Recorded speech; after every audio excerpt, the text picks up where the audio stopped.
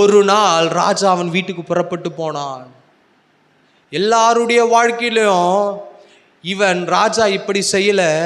ஆனா இவனுக்கு மட்டும் அந்த ராஜா ஸ்பெஷலா ஒரு வீடை கட்டி அவனுக்கு தேவையான சோஃபா உள்ள வைக்கிறாரு.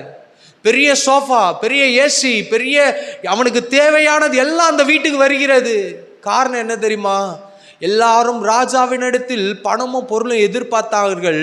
இவனோ ராஜாவை எதிர்பார்த்ததுனால் ராஜாவால் என்ன பெஸ்ட்டை கொடுக்க முடியுமோ அது எல்லாவற்றையும் கொடுத்தான். இன்னைக்கு உங்களுடைய வாழ்க்கையிலையும் இயேசு கிறிஸ்து உங்க வீட்டுக்கு வந்தா போதும், அவர் இருந்தா போதும், சிறந்ததை உங்களுக்கு செய்வார். நீங்க கேட்க வேண்டியதில்லை. அவன் போய் சொன்னானா ராஜா கிட்ட, ராஜாவே என் வீடு இப்படி கொடுச வீடாக இருக்குது ராஜாவே, ஒழுகிட்டு இருக்குது ராஜாவே, உட்கார இடம் இல்லை.